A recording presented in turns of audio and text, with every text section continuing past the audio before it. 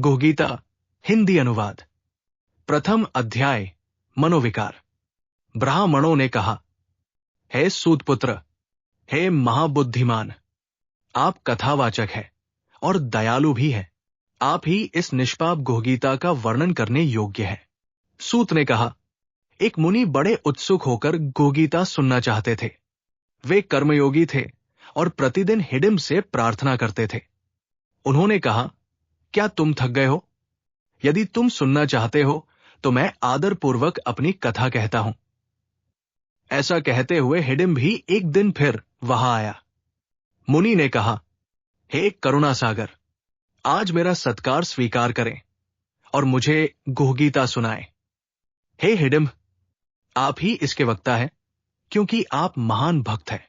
हिडिंब ने कहा, मैंने अनेक बार षडानन कार्तिकेय स्वामी की सेवा की। उन्होंने अपनी दिव्य कृपा दृष्टि से मुझ पर अनुग्रह किया। तब मैं भय और भक्ति के साथ गुरु को प्रणाम कर बोला, हे भिक्षु, क्या आपने मेरे पूर्वजों का वध किया? क्या आपने ही मुझे बचाया? इसका कारण बताइए। आपके अतिरिक्त मेरे संदेह को दूर करने वाला कोई नहीं है। भिक्षु गुरु ने कहा, हे हिडिंब, तुम मेरे श्रेष्ठ शिष्य और पार्षद हो। अब मैं तुम्हें तत्वज्ञान बताता हूं, ध्यान से सुनो। निर्भयता, मन की शुद्धि, ज्ञानयोग में स्थिरता, दान, इंद्रिय निग्रह, यज्ञ, स्वाध्याय, तप और सरलता, अहिंसा, सत्य, क्रोध का अभाव, त्याग, शांति, चुगली न करना, प्राणियों पर दया, लोभ रहितता, कोमलता, लज्जा और चंचलता का अभाव, तेज, क्षमा, धैर्य, शुद्धता, द्वेष का अभाव और अहंकार रहितता, ये सब दैवी गुण है। इसके विपरीत दंभ, घमंड, अभिमान, क्रोध, कठोरता और अज्ञान, ये राक्षसी गुण है। तुम्हारे पूर्वज राक्षसी स्वभाव वाले थे। वे धर्म अधर्म का भेद नहीं जानते थे। उनमें न शुद्धता थी, न सदाचार, न सत्य। वे उग्र कर्म करने वाले थे और संसार के विनाश का कारण बने। वे विषय भोग में लगे रहते थे, क्रोध से भरे रहते थे और कहते थे कि ये जगत असत्य है, बिना ईश्वर का है। वे कहते थे, मैं ही ईश्वर हूं, मैं ही भोगी हूं, मेरे समान कोई नहीं। ऐसे अज्ञान से मोहित थे। मैंने ही लोक रक्षा के लिए उन्हें नष्ट किया। तुम शोक मत करो, तुम दैवी गुणों से युक्त हो। तुम पुण्य के प्रभाव से जन्मे हो और मैंने ही तुम्हें पुनर्जीवित किया है। तुम दुखी हो, जिज्ञासु हो और ज्ञानी भी हो। मेरी सेवा के लिए तत्पर हो। चिंता मत करो, सदैव सुखी रहो। आत्मज्ञान का उपदेश। भिक्षु ने कहा, ये मोह तुम्हें क्यों हुआ? ज्ञानी व्यक्ति न जीवित और न मृत के लिए शोक करता है। न मैं कभी नहीं था, न तुम, न ये सब लोग, और आगे भी हम सब रहेंगे। जैसे शरीर में बाल्य, युवावस्था और वृद्धावस्था आती है, वैसे ही आत्मा अन्य शरीर धारण करती है। ज्ञानी इसमें मोहित नहीं होता। आत्मा अविनाशी है, कोई उसे नष्ट नहीं कर सकता। जो इसे मारने वाला या मरा हुआ मानता है, वो अज्ञानी है। आत्मा न मारता है, न मारा जाता है। ये न काटा जा सकता है, न जलाया जा सकता है, न गीला किया जा सकता है, न सुखाया जा सकता है। ये नित्य और अचल है। ये अव्यक्त, अचिंत्य और अविकार है, इसलिए शोक मत करो। ये संपूर्ण जगत स्वप्न के समान है और अंत में नष्ट हो जाता है। आत्मा ही परम ब्रह्मा है। ये सब नाम व्यवहार के लिए है। जैसे कंगन सोने से अलग नहीं होता, वैसे ही जगत ब्रह्मा से अलग नहीं है। ये सब इंद्रजाल, माया के समान है। देखने वाले और देखे जाने वाले का भेद ही बंधन है। जब दृश्य का अभाव होता है, तब मुक्ति होती है। मन ही इस जगत को रचता है। जब तक मन है, तब तक मोक्ष नहीं। ये संसार मन का ही विस्तार है। जहां संकल्प है, वही मन है। जब संकल्प समाप्त होता है, तब केवल आत्मा शेष रहती है। मैं, तुम, जगत, ये सब शांत होने पर केवल अद्वैत सत्य रह जाता है। अद्वैत सिद्धांत। ये संसार मन का खेल है। सब कुछ मिथ्या है, ये निश्चित करो।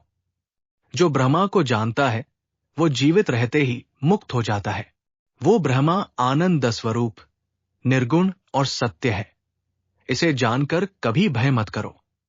ये सब ब्रह्मा ही है, मन की कल्पना के अलावा कुछ नहीं।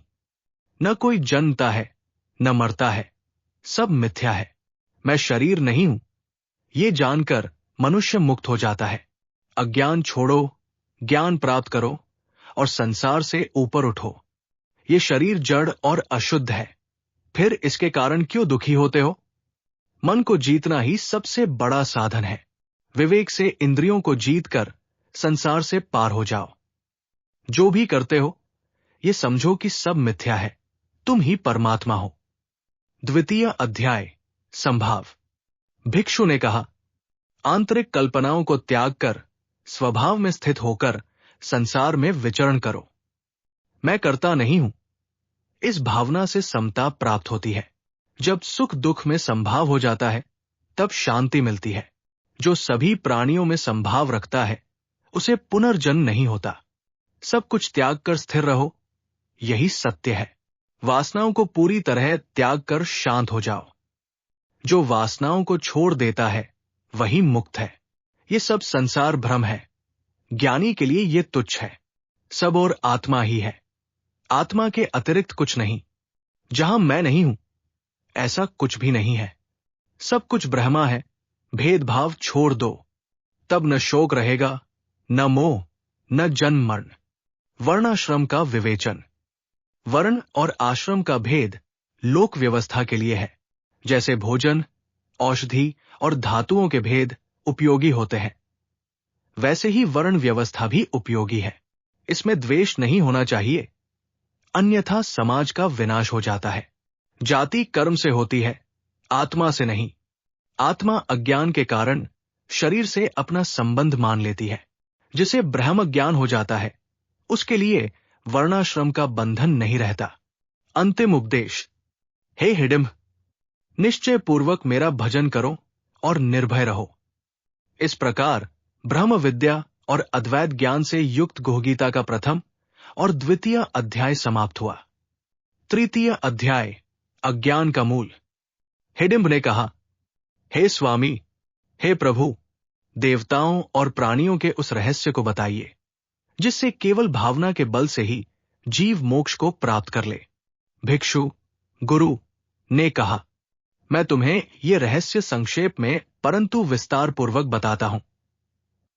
श्रद्धा से सुनो, यह सर्वोत्तम और सिद्धि देने वाला है। सभी का कारण वही परम तत्व है जो त्वचा, रक्त, मांस, मेद, अस्थि और मज्जा इन शरीर के 6 आवरणों में स्थित है। इस पंच भौतिक शरीर में मैं ही शिव हूं और शिव का भी श्रेष्ठ स्वरूप हूं। शिव पंचमुख है और मैं षण्मुख कहलाता हूं। हम दोनों का एकत्व ही प्राणियों की मुक्ति का कारण है। शिव के 5 मुख ही ब्रह्मांड में 5 देवता है। पृथ्वी में ब्रह्मा, जल में विष्णु, अग्नि में रुद्र, वायु में ईश्वर और आकाश में सदाशिव स्थित है। शरीर के भीतर स्वराज आत्मा और मध्य में सम्राट आत्मा स्थित है। ज्ञानेंद्रियों और मन में भी देवताएं स्थित है। चंद्रमा मन में, बृहस्पति बुद्धि में, कालाग्नि अहंकार में और शिव चित्त में स्थित है। भूत, प्रेत, पिशाच आदि शरीर के विभिन्न अंगों में स्थित है। सब देवताएं इसी शरीर में निवास करती है। चेतन शक्ति कुंडलिनी शरीर में स्थित है, माया शक्ति ललाट में और जीवात्मा सूक्ष्म रूप से उसमें प्रकाशमान है। हृदय में महालक्ष्मी, जिह्वा में सरस्वती और रुद्र रुद्राणी स्थित है। इस प्रकार संपूर्ण शरीर देवताओं का निवास स्थान है। जो वेद मार्गी है वे देवताओं को बाह्य रूप में देखते हैं, परंतु ज्ञानी उन्हें आत्म रूप में देखते हैं। इसलिए शरीर को देवमय मानकर उसका सम्मान करना चाहिए। अपने और दूसरों के शरीर का आदर करो, कभी अपमान मत करो। यदि अपमान करेगा तो संसार में गिर जाएगा। सबको देवता रूप में देखने से जन्म मरण से मुक्ति मिलती है। किसी को कटु वचन न कहो, अन्यथा देवता दंड देते हैं। ये सनातन विद्या भोग और मोक्ष देने वाली है। ये संपूर्ण जगत ब्रह्ममय है, तुम वही ब्रह्मा हो, सुखी रहो। चतुर्थ अध्याय, ज्ञान की उत्पत्ति। हिडिंब ने कहा, हे षण्मुख, जीवों की जीवन यात्रा में अनेक बाधाएं होती है, जिससे ज्ञान प्राप्त करना कठिन हो जाता है। हे गुरु, ज्ञान और जीवन दोनों कैसे सरल हो सकते हैं? भिक्षु ने कहा, अब मैं ज्ञान उत्पन्न होने का कारण बताता हूं, जिसके बिना शिव ज्ञान संभव नहीं। जो मोक्ष चाहता है वो संतोषी और दृढ़ निश्चयी हो, यही बाधाओं को दूर करता है। देवताओं की प्रार्थना करनी चाहिए, तभी योग्य बनता है। वेद मंत्रों द्वारा प्रार्थना का निर्देश। इस प्रकार प्रार्थना करने से ज्ञान धीरे धीरे उत्पन्न होता है। गुरु से प्राप्त मंत्र का जप करना चाहिए। गायत्री मंत्र का नित्य जप और शुद्ध जल से स्नान करने से ज्ञान उत्पन्न होता है। शिव भक्ति से भी ज्ञान प्राप्त होता है। जिसे गुरु में दृढ़ भक्ति है, उसे स्वतः ज्ञान प्राप्त होता है। गुरु भक्ति से ही ज्ञान निश्चित रूप से उत्पन्न होता है। श्रुति, वेद में विश्वास रखने से मोक्ष मिलता है। धैर्यपूर्वक प्रारब्ध कर्मों को सहन करते हुए स्थिर रहना चाहिए। देहयात्रा की कठिनाइयों को दूर करने हेतु यज्ञ और मंत्र का अभ्यास करना चाहिए। ब्रह्मचारी, गृहस्थ, वानप्रस्थ या सन्यासी सभी को गुरु सेवा करनी चाहिए। जो मुझे भजते हैं, मैं उनका योगक्षेम वहन करता हूं। मैं ही परम सत्य, साक्षी और गुरु हूं। शिवलिंग की पूजा, वेदांत का श्रवण और मनन करना चाहिए। रुद्राक्ष धारण, भस्म तिलक और जप करने से ज्ञान प्राप्त होता है। शिव और अपने बीच एकता का भाव रखने से अज्ञान नष्ट होता है। मैं ही शिव हूं, ये भाव सत्य है। इसी ज्ञान से ऋषि और गृहस्थ सभी मुक्त होते हैं। अंततः वेदांत ज्ञान ही मोक्ष का साधन है। मुझे स्मरण करो, मेरा भजन करो, इससे मुक्ति मिलती है। पंचम अध्याय, माया का जाल। हिडिंब ने कहा, यदि सब ब्रह्मा है तो बंधन और मोक्ष क्या है? हे प्रभु, ये संसार भिन्न भिन्न क्यों दिखता है? भिक्षु ने कहा, माया, अविद्या, चित्त, जीव, आत्मा और वासना ये सब अनादि है। व्यवहारिक जगत मिथ्या है, केवल ब्रह्मा सत्य है। ब्रह्मा ही एकमात्र सत्य है। बंधन और मोक्ष केवल गुणों के कारण माने जाते हैं, वास्तव में नहीं। मोक्ष का मुख्य साधन केवल ज्ञान है, कर्म नहीं। मुक्ति स्वभाव से ही आत्मा में विद्यमान है। अज्ञान के कारण ही मुक्ति अप्राप्त लगती है। अज्ञान के नाश से मुक्ति प्राप्त होती है। अज्ञान केवल ज्ञान से ही नष्ट होता है। ज्ञान और कर्म का समुच्चय मोक्ष नहीं देता। कर्म से केवल साधारण, सालोक्य, सामीप्य आदि मुक्ति मिलती है। सच्चा मोक्ष ज्ञान से ही संभव है। वेद की निंदा कभी नहीं करनी चाहिए। ज्ञान अग्नि संसार के बंधनों को जला देती है। सब कुछ मन से त्याग कर आत्मा में स्थित हो जाओ। षष्ठ अध्याय, जीव और ब्रह्मा का एकत्व। हिडिंब ने कहा, हे गुरु, आपकी कृपा से मैं जान गया हूं कि मैं ब्रह्मा हूं। न मेरा जन्म है, न मृत्यु। देह से मैं आपका दास हूं, जीव से अंश हूं और आत्मा से आप ही हूं। अब मैं कर्म क्यों करता हूं? मैं तो मौन रहकर मुक्त रहना चाहता हूं। भिक्षु ने कहा, तुम्हारी बुद्धि सही है, परंतु शरीर रहते कर्म करना आवश्यक है। तुम मेरे पार्षद हो, तुम्हें कर्म करना ही होगा। प्रलय के समय तुम्हें मुक्ति मिलेगी। नियत कर्म करना श्रेष्ठ है। बिना कर्म के जीवन संभव नहीं। कोई भी क्षण भर भी बिना कर्म नहीं रह सकता। यज्ञ से वर्षा होती है, वर्षा से अन्न और अन्न से प्राणी। यज्ञ के लिए कर्म करो, अन्यथा कर्म बंधन बनता है। जो इस चक्र का पालन नहीं करता, उसका जीवन व्यर्थ है। शरीर रथ है, आत्मा रथी है, बुद्धि सारथी है और मन लगाम है। इंद्रिया घोड़े हैं और विषय उनके मार्ग है। जिसका मन वश में नहीं, उसकी इंद्रिया अनियंत्रित होती है। जिसका मन नियंत्रित है, उसकी इंद्रिया भी नियंत्रित होती है। ज्ञानी व्यक्ति जन्म मरण से मुक्त हो जाता है। इंद्रियों से ऊपर मन, मन से ऊपर बुद्धि और बुद्धि से ऊपर आत्मा है। आत्मा सबसे श्रेष्ठ है, उसके ऊपर कुछ नहीं। ये आत्मा सूक्ष्म है, केवल ज्ञानी ही उसे देख सकते हैं। मन को बुद्धि में और बुद्धि को आत्मा में स्थित करो। सब कर्म मुझे अर्पित कर निष्काम भाव से करो। समापन संवाद। हिडिंब ने कहा, हे गुरु, मैं आपका स्वरूप देखना चाहता हूं। भिक्षु ने कहा, इंद्रिया, मन, बुद्धि आदि में मेरे स्वरूप को देखो। सभी देवताओं में मुझे ही देखो। मेरा आश्रय लो और मन मुझे समर्पित करो। हिडिंब ने कहा, ऐसा कहकर गुरु ने दिव्य रूप धारण किया और स्कंदलोक चले गए। इस अद्भुत स्वरूप को देखकर मैं चकित हो गया।